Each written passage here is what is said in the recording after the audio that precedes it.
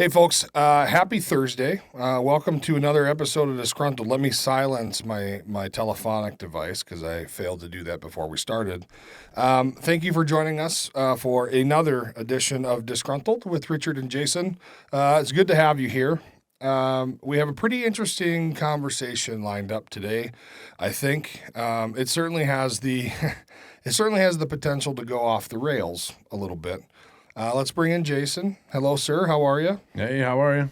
Well, we are here. Yes. So today's topic of conversation, I thought would be interesting is a few days ago, as we all heard, unless you're living under a rock, was that protesters shut down things like the Golden Gate Bridge. There were protests in New York City. There were protests, where does it say here, in Ohio. There were protests all over the place. Anti-Israel protests. And so roads were shut down. Businesses were shut down. People's movement was impeded, all in the name of stopping the war in Israel. And the Palestinians deserve to be heard. They deserve to be free and left alone, or whatever that narrative is. Now, Jason, to be completely honest with you, I haven't followed this whole thing all that close. Much like I haven't followed much of the conflict in the Ukraine all that close. I realize that here in America, we have a lot of Jewish folks. We have a lot of just Middle Eastern folks in general. And so I'm sure that there's sympathizers of both sides here in America. But my question to you is this. Has a line been crossed? Has a line been crossed that we are now shutting down highways? We are now shutting down places of business with our demonstrations and our protests, and all for what? And I have what I think might be an interesting view on it. What do you think about all of this malarkey going on? Boy, it's one of my favorite phrases, man. It's just nonsense. Agreed. This has been going on for a while, where protesters do certain things to create chaos amongst the populace to get their point across. Mm-hmm. They always get shielded by verbiage. That's the new game. We'll just redefine words and we'll come up with new words to define actions that we want to deem acceptable. The action of shutting down a roadway anywhere in this country, protesting anything for any reason, is an event that should be punished. I mean, it's simple to me. I don't care if it's a 2-lane highway in between Minot, North Dakota, and the eastern edge of Montana. Mm-hmm. There's commerce, there's things that happen, and when you start to do this to inflict what ends up being pain upon a population that really doesn't have anything to do with whatever your protest is about, because I also feel very strongly in our First Amendment rights, right? To be able to speak freely. And so I think this one there's two edges to this sword. One is the presentation and the protest and how they do it and how they cause chaos. And when you cause chaos in normal people's lives, our police should be stepping in well before it gets to a point where this is happening. But number two, once you start to cross the nexium with free speech, like we can't scream fire in a theater. Mm-hmm. We cannot scream. I think yours was gun, gun, gun. Yes. You're not going to do that in a crowded mall. Those are things that aren't protected. So when you get to death to America, are these Americans that are saying death to themselves? Like I'm trying to track on it, right? It's that. Well, that's a good question, and I don't know that is really known to be quite honest. And if it is known, I don't know. I would think that some of these folks are American citizens, but I don't believe that they're citizens by birth, if that makes sense. And so then maybe that's the next question that we need to talk about. Where, if anywhere, is the line on your First Amendment right when it comes to talking about the fall of America and death to America and all this stuff? There was a video this last weekend of some guy at some gathering standing at a podium with a microphone or something like that, talking to all these Palestinian supporters about how they need to be in the streets and they need to be prepared to stand up for Palestine and for Gaza or whatever the hell they're standing up for. And just like riling up this crowd and getting people all hyped. And a day or two later, guess what? They're out doing it. Right. And so is there First Amendment protection for people who are then going to incite these demonstrations? And are these demonstrations, did these demonstrations then cross a line between demonstration/protest? We know that there was laws broken, right? Because they said on the Golden Gate Bridge, for example, there was like 38 people or 83 people or whatever it was. So there was laws broken. But are the people that spun all these protesters up, do they hold any responsibility? Are they culpable at all for this thing going on all over the country? And I guess I don't really know the answer to that. I would like to think that yes, they should be held responsible and there should be some kind of punishment put forward. But who knows if that's actually going to happen? Right. Well, and it's a sticky wicket because so much of it is fueled by the political divisiveness in our country. Right. Right. So you've got, what was it on the 22nd anniversary of 9/11? We released, and I say we in simple terms, but America released all those funds back to the Iranians. And now obviously we fund Israel and we assist with their defense. And so we've kind of got, there's a little bit of burden both ways of responsibility, because if you don't have the money, you can't do the things that they do. If you don't have the support, you can't do the things that they do. Again, I'm not saying that America has put themselves in a right or a wrong position, because I don't know the root cause of the dollars that were being withheld, and I'm not going to argue semantics. But at the end of the day, it doesn't matter what side of it is. If you're in America doing America things, death to America, something that you wouldn't expect somebody that wants to be in America to speak. So if that is if that's your shit and that's going to be your political hot take, all right, cool. Challenge. Don't go protest on the Golden Gate Bridge.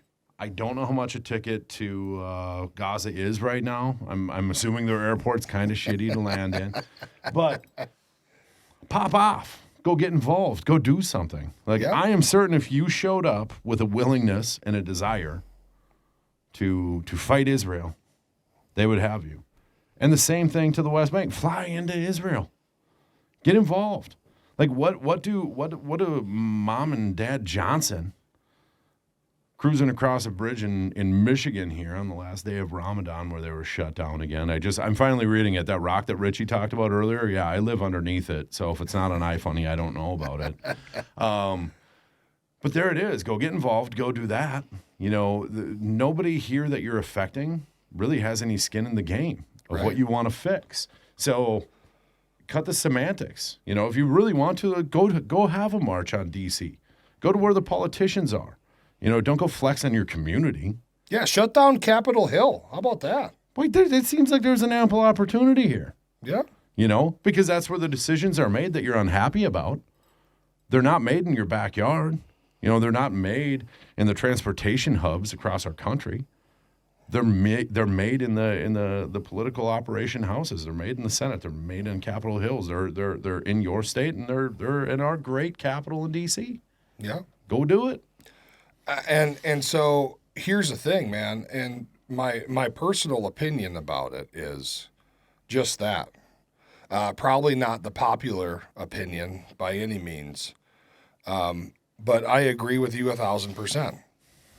If you can stand at a podium with a microphone and talk to people about how America must die and fall and all this other stuff, then you don't belong here unless you have ill will.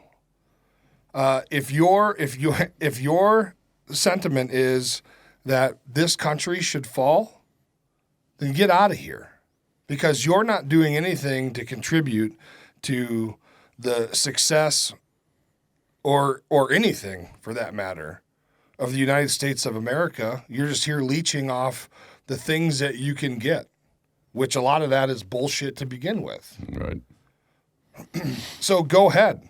I'm sure that there are a lot of people around you, wherever you are, that will help you pack your stuff and load it up and see you off. Maybe even pack you a little Sammy for the ride. But get the hell out of here. Especially if you're not a citizen anyway. And so I guess a non-citizen with voting rights. Well, that's probably a whole nother show. That's a whole nother conversation. But here's my thing. There has been way too much work done. There's been way too many lives lost. There has been way too many motherless or fatherless families that have given everything for the things that you say need to fall, for the flag that you burned. Way too much has been done for all those things just to be decimated. So get the hell out. We'd love to see you go. You don't have to be here.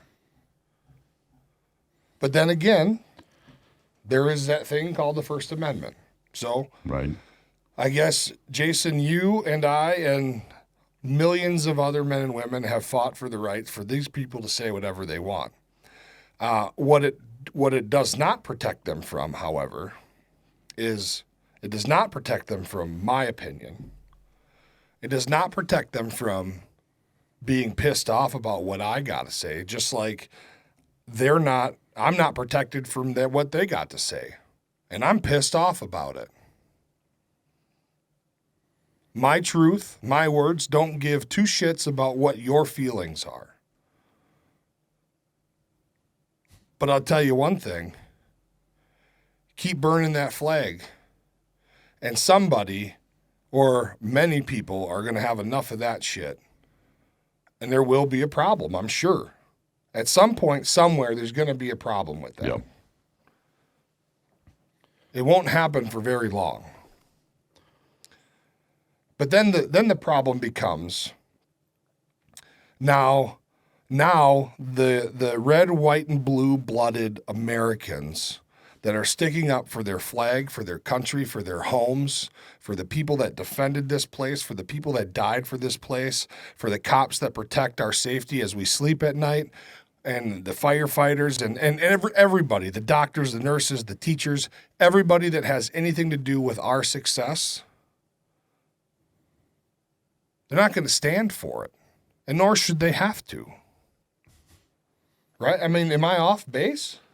Well, I'm just thinking about the beating I'd catch if I showed up in Ireland and I said death to Ireland. Right. Like I would catch a bloody beatdown. Yeah, what are those Ireland. clubs they make out of the wood with the round ends, man? They don't mess around. No, nobody does. I mean, we do here. We are the only place where you can do this trash, right? Can you imagine what it would be like in a we'll just say well, let's call it a Western European country. Pick one, and do half of the things that they do. Maybe say you disrespect the crown in the UK. I was just Openly, thinking that. in front of Parliament. You are going to catch a Wookiee beat down with that big black bearded hat thing, whatever the hell those guards are. Yeah. Right? You're gonna you're gonna catch the backside of whatever it is that little strappy thing is that they get to use on people. 100%. It doesn't matter where you go. Go do that in Germany. I don't care. They talk about how how Europe is so advanced and they're so much greater than America. You go in there and just say Germany sucks one time in a bar or at a football game. Or say death to Germany and burn their flag in the public square. I dare you. Yeah, that First Amendment protection that we have here, that doesn't exist there. Right. Except for we say now that, basically every protection that we have in America is afforded to everybody across the globe, of course. But we know that's not true. Because if we went there, we're going to catch it. Yeah. Like, they don't give two shits about our rules. So what is freedom of speech? It is a wonderful tool to be used. And I'm going to do my Kamala Harris here, word soup. Oh, boy. Buckle up, folks. But it's the trash. It's always the storytelling. But at the end of the day, if you combine that with the actions, that's where you get to that word that you and I were talking about a little earlier, which is? Terrorism? Correct. It is the unlawful use of force, of violence, especially against the state or the public, as a politically motivated means or attack or coercion. Now, that is Merriam-Webster's dictionary, now last updated on the 8th of April, 2024. That is pretty striking. Well, but always remember that Merriam and Webster apparently were super racist, so that might be. I did notice there were some microaggressions when I was reading, and what was the other one? The patriarchy. Yeah, right. I don't even know. I mean, what is half of this nonsense, right? Like, they should have an abridged version of Webster's dictionary that just talks about the new nonsense vocabulary that they've created. Like the economy, but it only includes like computer keyboard components. We're not going to talk about inflation when it comes to fuel and everyday expenditures like food and healthcare and transportation. We're just going to, it's just the cost of this wire right here, Richie. This is the economy. And so that's going to tell us if it's successful or not. That's only raised by 3.5%. Yep. Skip breakfast. You don't need to eat 3 meals a day anymore. But it's going to be the same thing with all of these words. And so, but this one sticks out to me because it is a word, and it's a word that you and I are familiar with. I don't care if we talk about it as insurgency in our time overseas. These tactics are being used to pressure people. And they're not being, what are you going to get with shutting down the Golden Gate Bridge? Are you going to get some action? Somebody going to back up in their Suburban and be like, I was pretty pissed off for the last hour and a half while I had all my ice cream melting in the back seat. But, it really got me to thinking about, what you guys are out here for. And, I'm with you, hanging fists. No, it's not. And that's not what they want. If that was the achieved objective, there are easier ways to garner support through conversation. This is not trying to garner support. They call it raise awareness or do this or do that. It's capitulation. They want people to give in to what their ideology is or their thoughts or the things that they have going in an effort to make what they want to see happen occur. And that's it. And so through the power of coercion or public spectacle, that's what they're trying to achieve, because you weren't going to change anybody's mind in that I call it a convoy, but the group of vehicles. I'm watching not it. And they couldn't move. Not a chance. So your objective was never the people that you affected. Your objective was out there, and it was bigger, and it was this, and that's what this word articulates. Yeah, there's nobody that drove onto that bridge the other day who was on the fence or not on their side that was stopped for 3 hours on the bridge that went, these guys are onto something. I've really been swayed by this moment. I've been wrong this whole time. Fools. It's just read that definition again, if you would.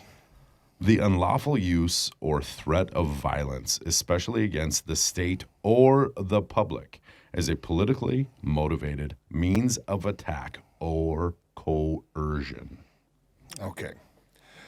So by that definition, this was a terrorist act. Now, what I would say is the assholes who chain themselves to barrels full of cement would say, well, but we weren't violent, so that doesn't count. Well, in my opinion, that doesn't matter. You shut down a major thoroughfare.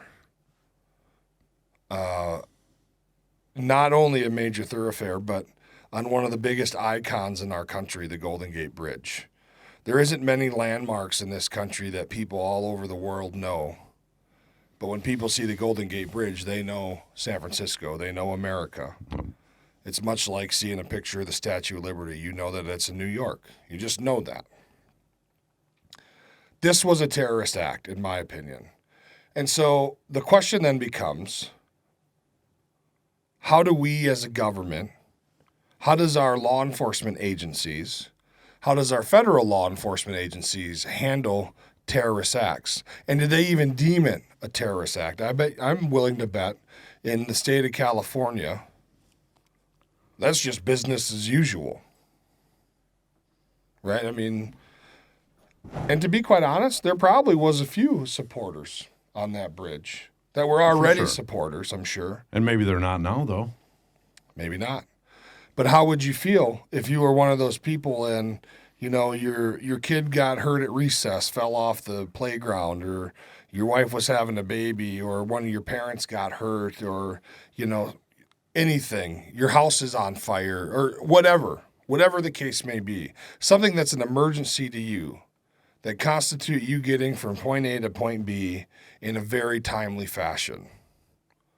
And now here you're stuck on this bridge because all these assholes want you to hear their message. And they want the world to hear their message. Now, did they achieve their goal?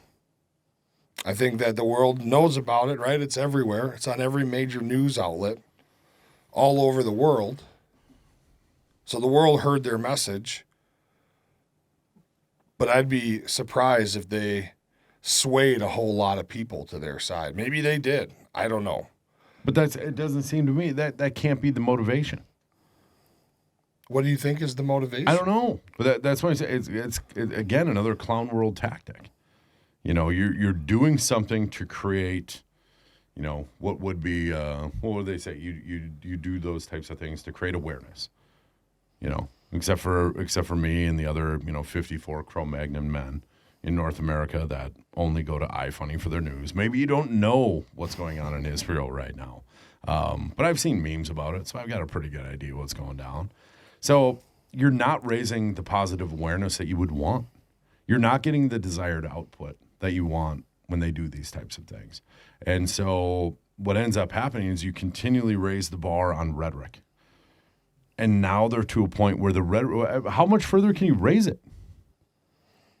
I don't know. Now you have to be specific. It's got to be like, death to Richard Leonard. Yeah, it seems like they're pretty much all in here, and next steps are going to be violent. Right. And so Maybe. that's what happens, right? It's like shout, shout, shoot, shoot, shoot. Yep. You know, so it's an escalation of force. It's the same thing. It's escalation of conversation. So it started at whatever point they got to. Now they're kind of at this precipice. They're up here at the top.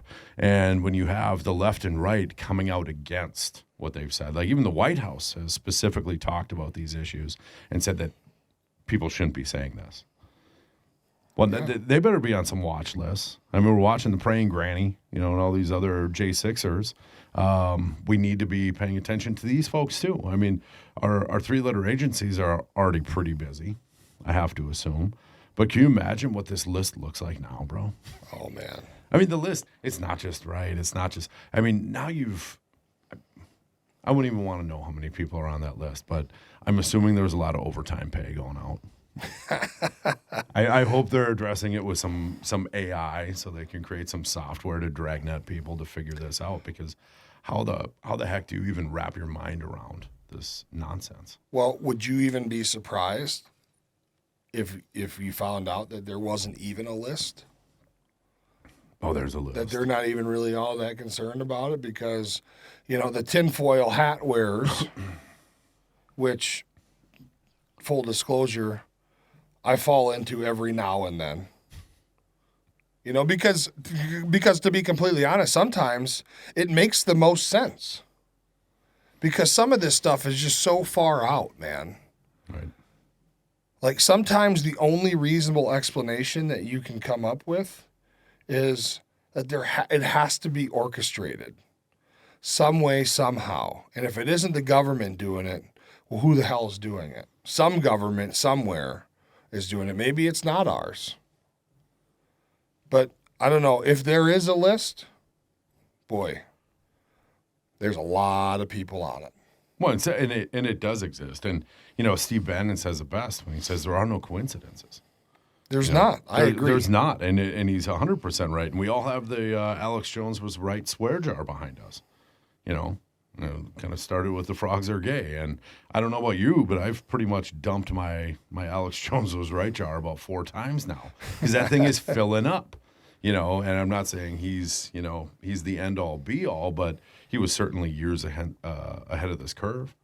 It always seems like somebody knows something all the time. Like, how does somebody always know something about what's going to happen? And it's not just, it's like the that old, well, not parable, but the conversation about, or the joke about, you could put a million monkeys in a room behind typewriters, and eventually one of them is going to write something that Shakespeare wrote.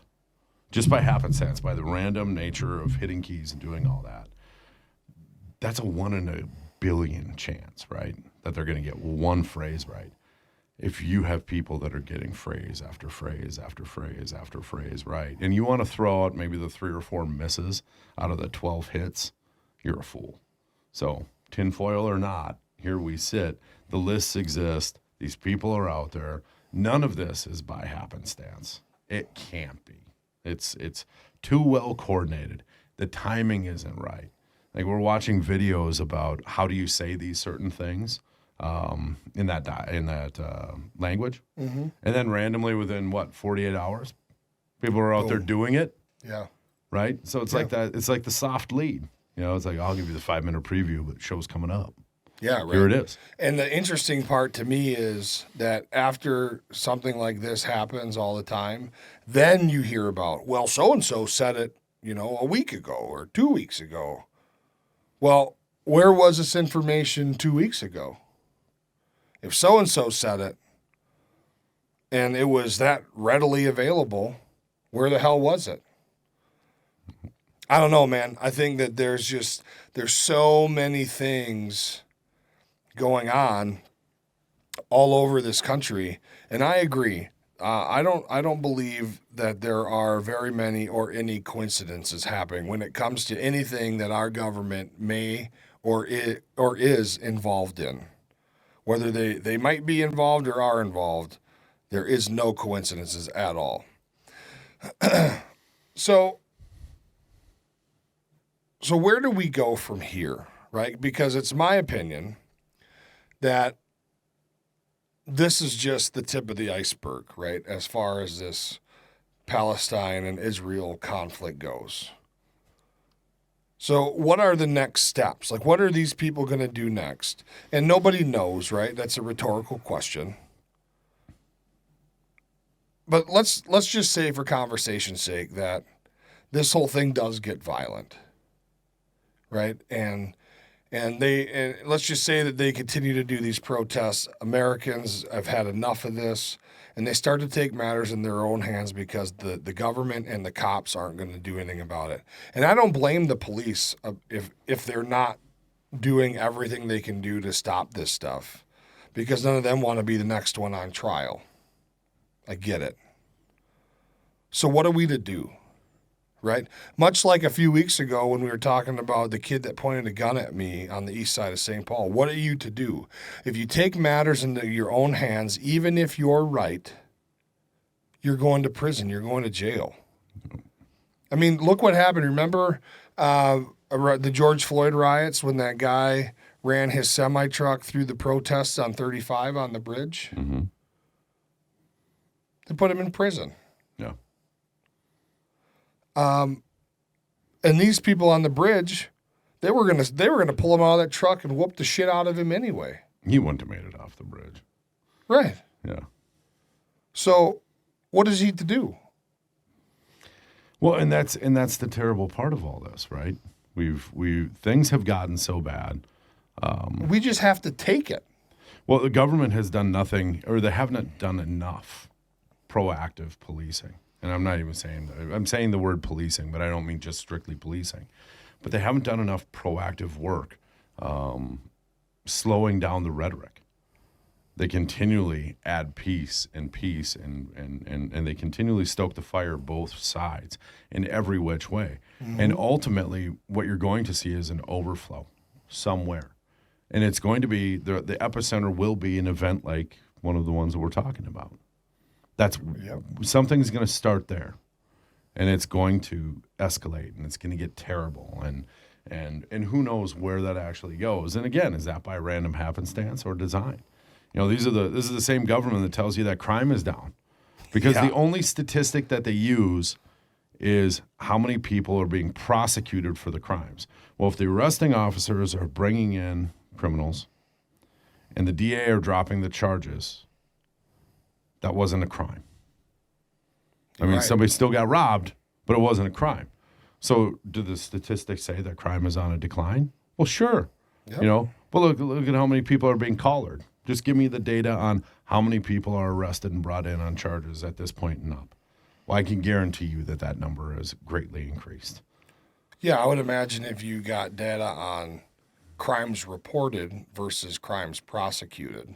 Oh, jeez. Well, see, then nobody would feel good. Nobody could sleep. Like if they ever actually tell the truth, and that's why we're sitting on this powder keg.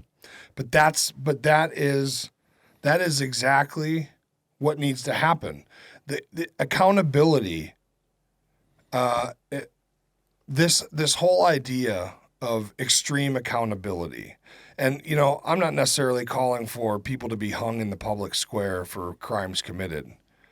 I'm just simply saying that transparency and accountability for the failures in the justice system are something that need to be talked about, amongst many other things.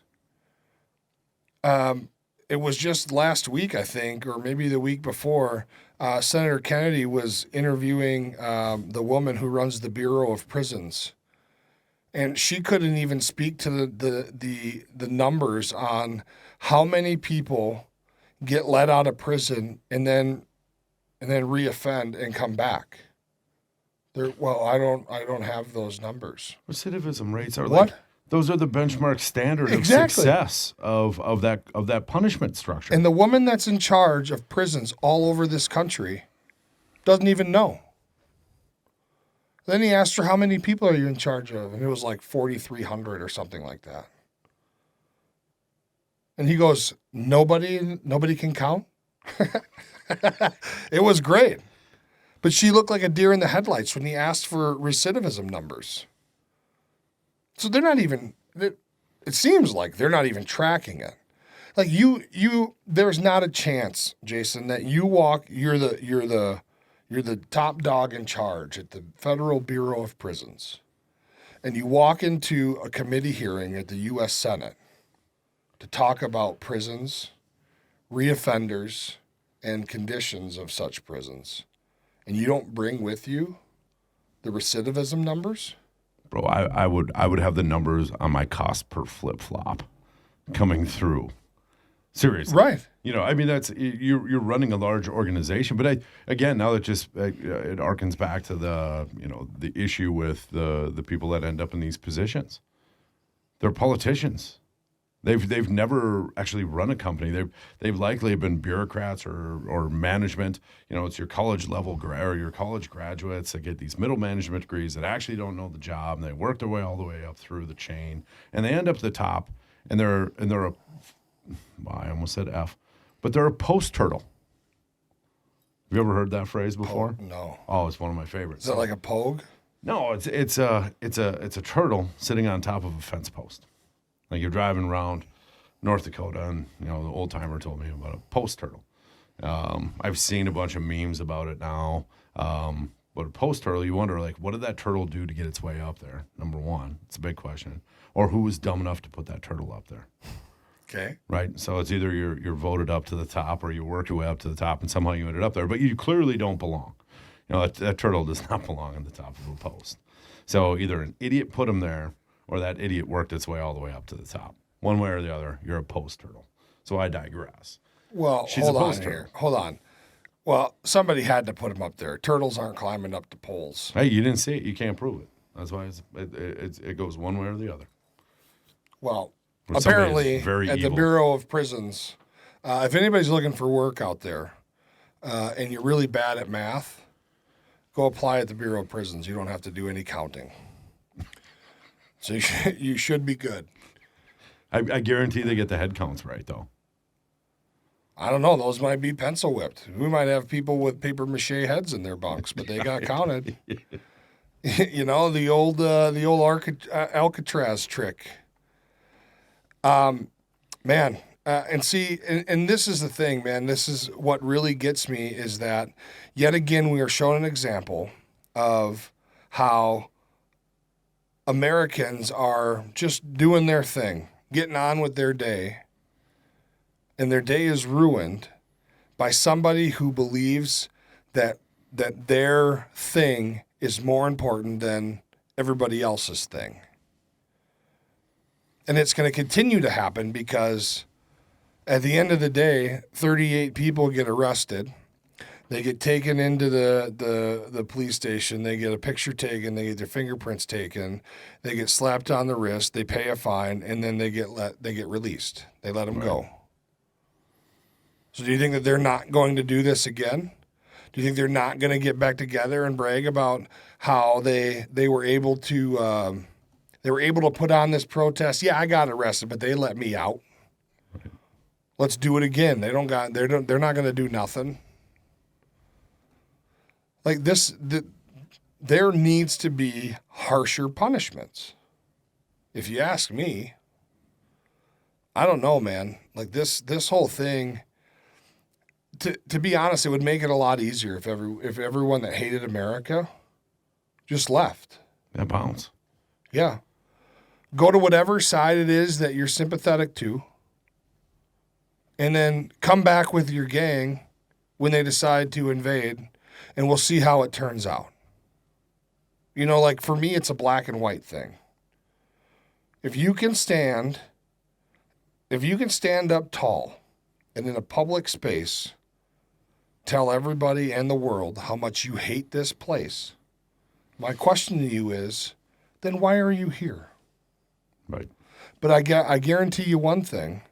The second that welfare check is late, they're calling. They're going down to the welfare office asking where the hell their money is. But they hate it here. Why are you here? Right? This place sucks so bad. Well, go somewhere that doesn't suck. I have a hard time. If you have no ill will, right, and you don't want to hurt nobody, you don't want to take anybody else's shit, you don't want to deal in any shady business, you just genuinely hate this place, go ahead. No one's keeping you. You're not a prisoner here unless you got caught doing something that makes you a prisoner or a fugitive. But we could do a carve-out for fugitives to send them on their way, couldn't we? I think you could get some politicians to buy onto that. Maybe. Be like, you know what, let's just skip our system. How about this? Go back. Or let's It's got to be cheaper. What, $1,200 to get you halfway across the globe? On a one-way? You know the plane's going that way anyway. Yeah. Well, what does it cost to house somebody in prison for a year? Isn't it like $80,000 or $90,000? And what a bargain. For those 3 delicious hots. And that That hard-ass cot. Delightful cot. That turlet wine and commissary with nudes. You know what? You know what they don't get that's probably a positive? What? This is going to be good. I bet you that they do not get lasagna at Christmas in prison. I guarantee they don't. Like we're not that cruel. Cold bologna. Yeah, not like Judy. Judy's cruelty knows no limits. A lot of Judy stuff knows no limits. All right, folks. Well, we have worn out our welcome here in the studio today.